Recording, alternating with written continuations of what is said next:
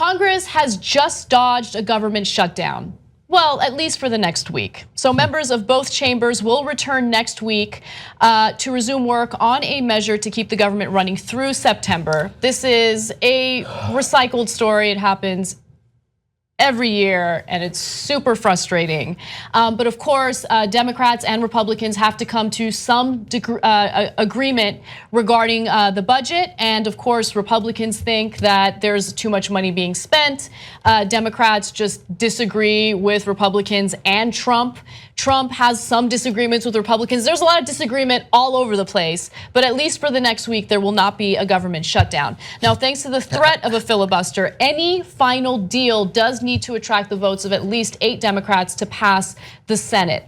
Now, other obstacles that are playing a role this time around include the fact that Trump is unpopular, right? Even among some Republican constituents. So you have Republican members of Congress who don't like what Trump is proposing because they know that if they vote in favor of it, it won't bode well with their constituents. Also, the necessity of Democratic support, which I just mentioned, and Republicans think that Trump's proposal does spend too much.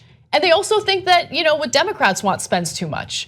So we'll see how this all plays out. But at least for the next week, the government will not be shut down. Yeah, well, this is, the notion that Democrats could actually be blamed for a government shutdown where they control no levels of power is a little bit, good luck with that, fellas. I'm sure that'll carry the day. God damn those Democrats who don't control the House, Senate, or the White House. Damn them.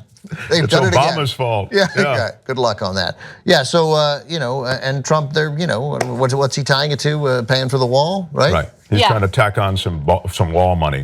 And today he was speaking to the NRA and about a number of things, and the wall did come up. And of course, you hear people in that audience shouting, "Build a wall! Build a wall!"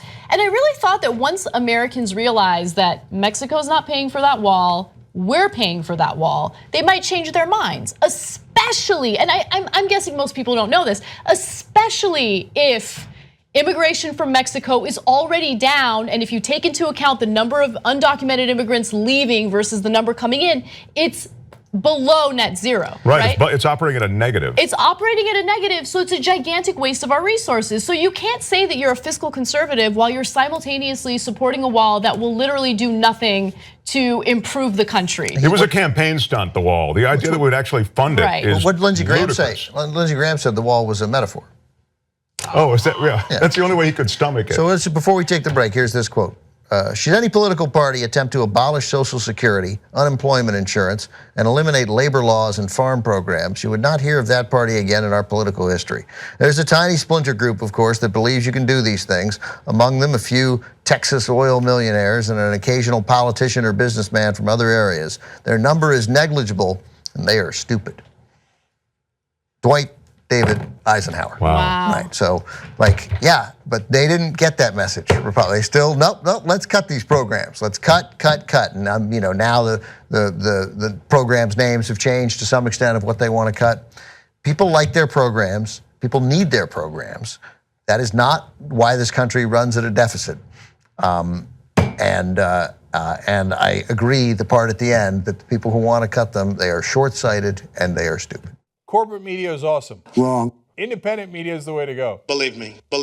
Support independent media right now. Become a Young Turks member. TYTnetwork.com/join.